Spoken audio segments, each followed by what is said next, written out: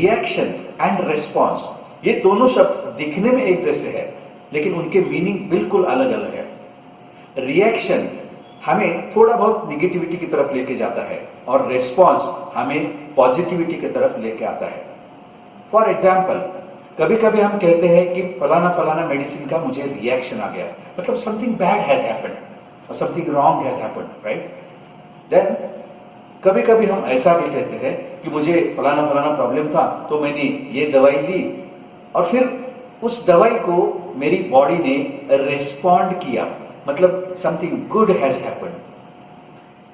तो अभी रोजमर्रा की जिंदगी में ये कैसे दिखेगा, मैं एक एग्जाम्पल शेयर करता हूं आपसे। मुंबई में एक बहुत ही नामचीन लेखक लोकल ट्रेन में से गुजर रहे थे। फर्स्ट क्लास के कंपार्टमेंट में बैठे हुए थे, वैसे कोई था नहीं कंपार्टमेंट में, तो आराम से आंखें बंद करके बैठ गए। 2-3 स्टेशन क्रॉस करने के बाद एक बंदा उसी कंपार्टमेंट में आ गया, काफी डिस्टर्ब लग रहा था। उसके पीछे उसके 2 बच्चे भी आ गए और फिर ये इनके सामने ही बैठ गए।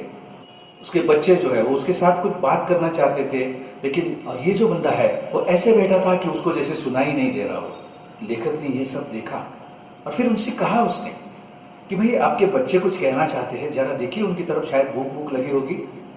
तो ये जो बंदा है ऐसा ही ऊपर देखते बैठा है, एकदम उदास ऐसा। तो थोड़ी देर के बाद ये लेखक को बहुत गुस्सा आता है। वो सोचते हैं कि भाई ये बच्चे क्या कह रहे हैं, ये भी नहीं सुन रहा है, मैंने उसको एक बार कुछ कहना चाहा, वो भी नहीं सुन रहा है, क्या बात क्या है। फिर वो अपने जगह पर से उठते हैं और उसको लिटरली ऐसा हिलाकर बोलते हैं कि अरे भाई आपके बच्चे काफी देर से कुछ कह रहे हैं, मैंने भी आपसे कुछ कहा लेकिन आप सुनते ही नहीं हो, बात क्या है? अगर बच्चों की तरफ देख नहीं सकते हो तो उनको पैदा क्यों किया है? और ये लेखक ने उसको हिलाने के बाद वो बंदा जैसे नींद में से हड़बड़ाकर ऐसा जाग उठता है और फिर उनकी तरफ देखकर कहता है, हाँ साहब, अभी मुझे ही उनकी तरफ देखना पड़ेगा। क्या है साहब, इन बच्चों की माँ कल ही गुजर गई, अभी हम जो आ रहे हैं ना तो उसी का सब क्रियाक्रम वगैरह निपटा कर आ रहे हैं। वो इतनी अच्छी थी साहब, क्या बताऊं आपको, बच्चों की ऐसी देखभाल करती थी वगैरह वगैरह। मतलब ही start saying something good about his wife. लेकिन अब ये होता है कि वो पहला सेंटेंस सुनने के बाद ये लेखक जो है वो अपनी जगह पर जाके, उन्होंने जो ऊपर अपनी बैग रखी होती है वो बैग नीचे निकालते हैं, उसमें कुछ बिस्किट्स के पैकेट्स होते हैं वो बाहर निकालते हैं, वो खोलकर वो बच्चों को 3-3, 4-4 बिस्किट्स देते हैं और फिर उनके सर के ऊपर से, पीठ के ऊपर से हाथ घुमा के बोलते हैं कि बच्चों थोड़ा शांति से बैठना, अभी भूख लगी होगी, थोड़ा खा लेना बेटा। हाँ, अब ये जो मैंने सिचुएशन आपको बताया, इसमें लेखक ने जो पहले बिहेव किया दैट वाज रिएक्शन और बाद में जो बिहेव किया दैट वाज रिस्पॉन्स। इसका मतलब ये है कि सामने जो दिख रहा है उसके ऊपर से अपनी ही कुछ जजमेंट लगाकर बिना सोचे समझे कुछ भी बोल देना, दैट इज रिएक्शन। और सामने की सिचुएशन क्या है, ऐसे सिचुएशन में मैं क्या कर सकता हूं, ये सोचकर बात करना या उसके मुताबिक बिहेव करना इज रिस्पॉन्स। हमारे रोजमर्रा की जिंदगी में अक्सर हम लोग रिएक्ट करते हैं, ना कि रिस्पॉन्ड करते हैं। अगर मुन्ना भाई एमबीबीएस सिनेमा आपने देखा है तो उसमें से एक सिचुएशन मैं आपको यहां दिखाना चाहूंगा और ये मैं 2 पार्ट में दिखाऊंगा। पहला पार्ट जो होगा that will be focusing on what is reaction और दूसरा पार्ट जो मैं दिखाऊंगा that will be focusing on response. आइए देखते हैं। हम इंसान है कि मशीन? कितना टाइम साफ करेगा? मैं मरता रहूंगा, दिन भर झाड़ू मारता रहूंगा, सब यहीं से जाएंगे, दूसरी जगह से नहीं जा सकते। अरे उधर मत चलो, अभी साफ किया है। सॉरी। क्या सॉरी? तुम तो सॉरी बोल के निकल जाएगा, सबका क्रिकेट अपन को सुनना पड़ेगा। सुनेगा? 30 साल से तो सुनता है। काका, नाम क्या है तुम्हारा?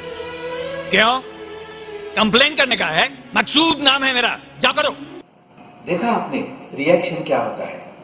सामने वाला कुछ कह रहा है, वो बिना सुने अपने ही विचार थोपते जा रहे हैं, थोपते जा रहे हैं, थोपते जा रहे हैं। That is reaction. अब देखते हैं कि रिस्पॉन्स क्या होता है। नहीं, कंप्लेन नहीं करने का, थैंक यू बोलने का। सच्ची तुम बहुत मस्त काम करते हैं मकसूद भाई। पेशेंट लोग जब ठीक होता है ना तो सब डॉक्टर को थैंक यू बोलता है। तुम साला सबका कचरा पट्टी उठाता है, तुमको कोई थैंक यू नहीं बोलता। मेरे को तुमको थैंक यू बोलने का मकसूद है।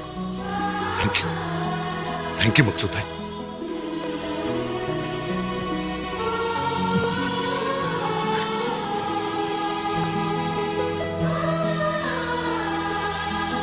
चल बस, वो लायक है क्या?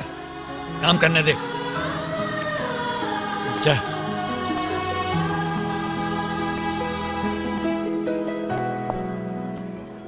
सॉरी। कोई बात नहीं, जा जा, हो जाएगा साहब। देखा, सिचुएशन मालूम पड़ने के बाद, सामने वाले का इंटेंशन मालूम पड़ने के बाद क्या हो सकता है। अब ये सीन जो हमने देखा, उसमें उस झाड़ू वाले की जगह पर आप किसी सीनियर सिटीजन को इमेजिन करना और उस हीरो की जगह पर किसी युवक को इमेजिन करना। अब अगर आप युवा पीढ़ी के हो तो मैं आपसे ये कहना चाहूंगा कि अक्सर ऐसा होता है कि आप कभी कुछ अच्छी बातें सुनाने जाओ तो वो घर में जो बुजुर्ग होते हैं वो अक्सर चिड़चिड़ापन दिखाते हैं, गुस्सा दिखाते हैं। लेकिन अभी आपको ये समझ लेना जरूरी है कि हो सकता है कि कुछ पुरानी यादें होगी, कुछ दबी हुई इमोशंस होगी जो कि उनके गुस्से के जरिए प्रकट हो रही है। तो फिर अभी यहाँ पर जो उस बंदे ने किया, क्या किया, थोड़ी सी मीठी बातें की, तारीफ की और उनको गले लगाया। मैं आपसे ये कहना चाहूँगा कि हर एक सीनियर सिटीजन को बस इसकी ज़रूरत होती है, दो प्यार भरे शब्द और शायद गले मिलना भी।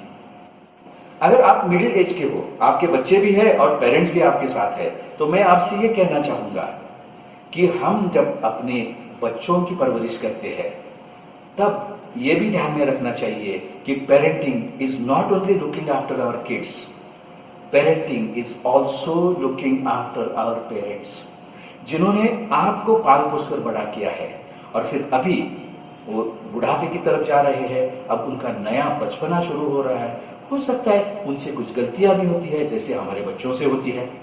तो थोड़े मैच्योरिटी जो है अपनी वो यहाँ पर दिखानी चाहिए।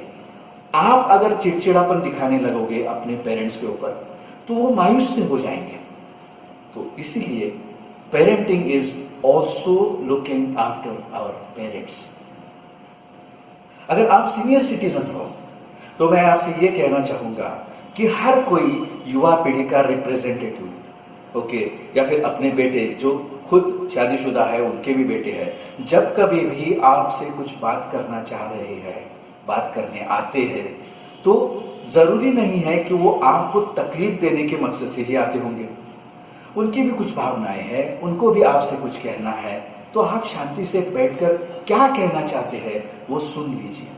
अगर आपको वो बातें हजम नहीं हो रही है फिर भी सुन लीजिए और सब सुन लेने के बाद ऐसा कहने के पीछे उनका मकसद क्या है वो जान लीजिए और फिर आपके विचार प्रकट कीजिए, आपका मत प्रदर्शित कीजिए। तो ये सिचुएशन में से हमें ये सीखना है कि हर पीढ़ी में अगर रिएक्शन वाला पार्ट जो है वो अगर बाजू में हट जाए और हर पीढ़ी में अगर रिस्पॉन्स वाला पार्ट आगे आ जाए तब क्या कुछ नहीं हो पाएगा हमारी फैमिली लाइफ में। हर तरफ खुशियां खुशियां होगी। बस हम लोग वही चाहते हैं कि आप सभी लोग एक साथ रहे, मिलजुल कर रहे और बहुत बहुत खुश रहे। We wish you all the best. सर्वे भवन्तु सुखिनः।